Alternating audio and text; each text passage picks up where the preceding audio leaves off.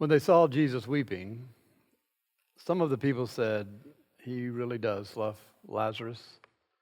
But others said, "He gave sight to a blind man. Wonder why he couldn't keep his friend Lazarus from dying." This story of Jesus raising Lazarus also raises questions. Questions like, of all the people who died in and around Jerusalem and Bethany that day, why did Jesus only raise Lazarus? When Jesus finally arrived, Martha said, and we agree with Martha, "Lord, if you had been here, my brother would not have died." If Jesus loved his close friend Lazarus, why wasn't Jesus there? Martha and Mary had sent word to Jesus that Lazarus was near death. Why in the world did it take 2 days, or why in the world did Jesus not rush to Bethany when he found out that his friend was ill? Why did Jesus wait 2 days before going? Why wasn't Jesus there when his friend was dying, a death that probably accompanied a lot of pain? Or why didn't Jesus just say the word and heal Lazarus remotely, remember, like he did the centurion's servant? And why did Jesus weep? Surely he knew he was going to raise Lazarus from the dead. Why did Jesus weep? Why would Jesus weep in the presence of death when he is the remedy to death? Lord, if you had been here, my brother wouldn't have died. Martha, Jesus said, "I am the resurrection and the life. Anyone who believes in me will live even if they die, and anyone who lives and believes in me will never die." When the church comes together to grieve over the loss of our loved ones, we take comfort in this scene of Jesus at the graveside with Martha and Mary, consoling and weeping with them. Jesus, who weeps with us, also gives us the hopeful promise that he holds the power over death. But Martha was clinging to, if only you had been here. Now, it's obvious that the two sisters had been speaking about this after they had sent to Jesus and he didn't show up. Mary, when she came out to greet Jesus, she said the same thing. If you had been here. So Jesus has a question. Martha, do you believe this? Martha replies, "Well, yes, of course I believe. I know that he'll rise again in the last day." You see, resurrection was already the teaching of the Jewish faith before the arrival of Jesus.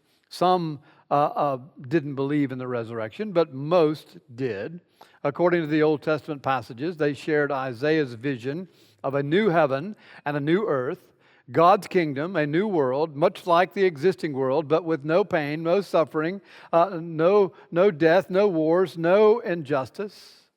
They already believed that all God's people from the ancient times to the present would be raised from death and be given new bodies to share and enjoy God's new creation. Yes, of course. Of course, Martha replied, I know, he'll rise again in the last day. Martha's belief in the resurrection is forward-looking into the distant future, the last day. But Jesus brought the last day into Martha's today. The future is, at that moment, the present. New creation and resurrection has come from the end time to the right now. Jesus not simply comes from heaven to earth. Jesus has made God's future into our present.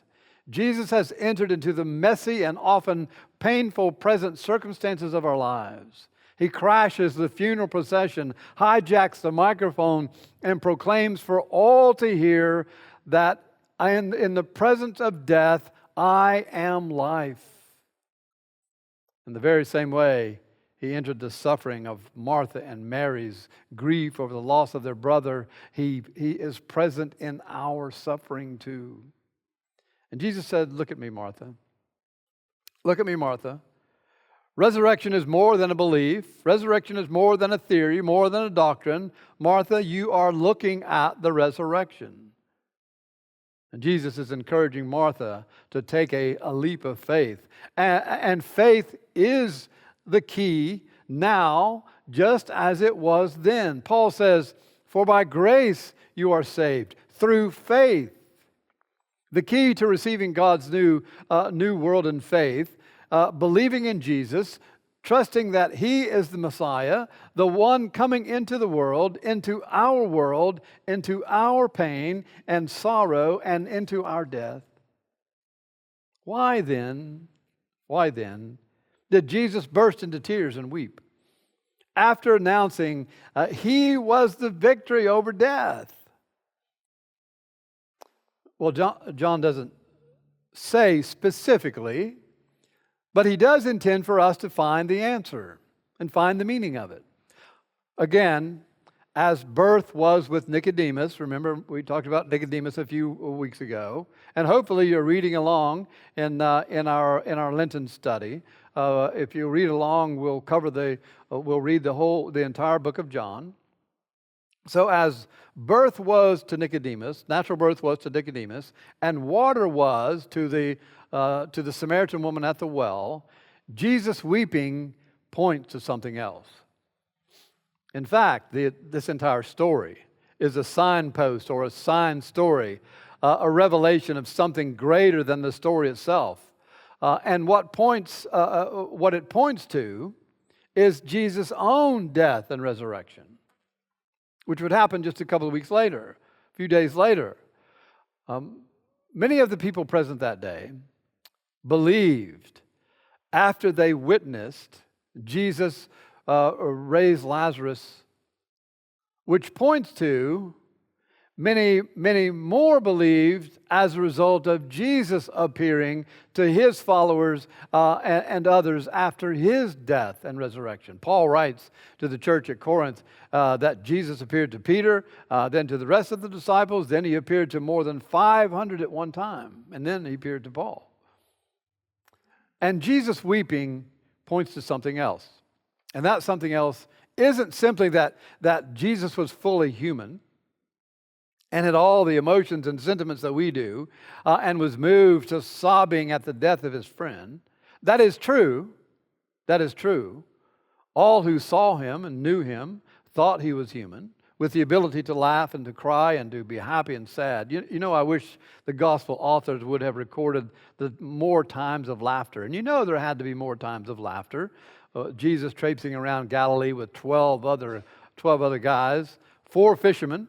That would have been a hoot in itself, but a zealot and a tax collector that were on opposite ends of the political spectrum. You know there must have been plenty of laughter. Yes, Jesus was fully human, but John is saying much more here. John is showing us that when we look at Jesus, a sobbing Jesus, we see not just a human, but we see the Word made flesh. The Word, remember the prologue, the beginning of the Gospel of John. We read it every Christmas Eve. Who was the Word who was made flesh, who made the world, is touched with the feeling of our sorrows. The Word made flesh and pitched His tent with us, weeps the loudest at our funerals. And when we understand this, we better understand the gospel message. When we get rid of our images of a God who's waiting to trip us up so he can club us over the head and condemn us, and replace that image with the God who weeps with us when our hearts are breaking, then we begin to understand who God the Father really is. When Jesus sees Mary and the other weeping people, or the others weeping, He is also moved to weeping. And Isaiah said way before Jesus' birth, He has borne our griefs and carried our sorrows. But the weeping and tears of Jesus also point to the death he will share just a couple weeks later. And it is only through death, the fate of humanity, that humanity can be saved. And except for Jesus' death and resurrection, the story of Jesus raising Lazarus is one of the most dramatic in the entire story of Jesus. Earlier in his ministry, remember, he raised the daughter of Jairus from death. On that occasion, early in his ministry, he made everyone leave the room and ordered them not to tell no one. Don't tell anyone what has happened. Don't tell anyone that I have brought this girl back to life. You can find that over in the Gospel of Mark. But here in the Lazarus story, he stands in front of a large crowd and shouts, "Lazarus, come out." And the tomb would have been like many of the time, and just like the tomb, Jesus' body would be placed, a cave with a large stone rolled over the opening to seal it. And Lazarus, who everyone present there that day knew had been dead for 4 days, they'd already had his funeral. Lazarus comes stumbling out of the tomb, trying to untangle himself from the grave clothes, squinting at the bright light of the sun. And for those present, it must have been a moment of horror and joy all wrapped together. Now, John doesn't tell us, but can you imagine? Martha and Mary's reaction to their brother now alive? And even though we weren't there, we can feel the power of this story and kneel at its awe. But in our awe, we still would like to know why Jesus was so late. Why did he delay when he could have rushed to the bedside of Lazarus and saved his life? I think John wants us to ask the question, and he underlines the passage. We didn't read this part of it earlier in the 11th chapter in verses 5 and 6. He almost highlights the answer for us. He says, though Jesus loved Martha and her sister Mary and Lazarus, after having heard that Lazarus was ill, he stayed two days longer in the place where he was. So what John may be trying to tell us, what John may be trying to get us to see is that Jesus' mission on earth transcends what we deem as urgent. It was urgent. Their brother was ill. He was about to die. Could it be that Jesus is not controlled by illness and death, even the death of his close friend Lazarus? Seems John is saying Jesus tells illness and death to take a number and sit down, just like we do at the deli at Publix. Take a number and wait, because he has conquered death for the entire human race. And Jesus' agenda isn't set by illness and death, nor will Jesus allow death to be the timekeeper. In our world, death seems to be in charge of time. Ecclesiastes says, there's a time for every matter under heaven, a time to be born and a time to die. But Jesus arrived and revoked death's control over time. When death happens in our families, time stops, routines are interrupted, everything is put on hold. Death has come calling, and our time becomes controlled by it. Our time is filled with grieving and questions and thoughts like, Lord, if you had been there, my loved one wouldn't have died.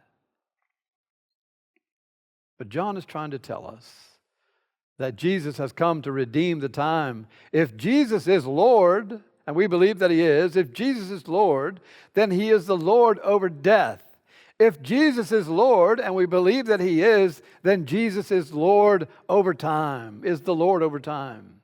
In Jesus, death no longer dictates the time. Jesus, who created time, is Lord over it. He was in the beginning, before all time, and through him all things, including time, came into being. Jesus took his time getting to Bethany because the time belongs to him. He is the Lord of Sunday through Saturday and the Lord of all time, including the desperate minutes of our lives. Lord, if you had been there, but time doesn't belong to us.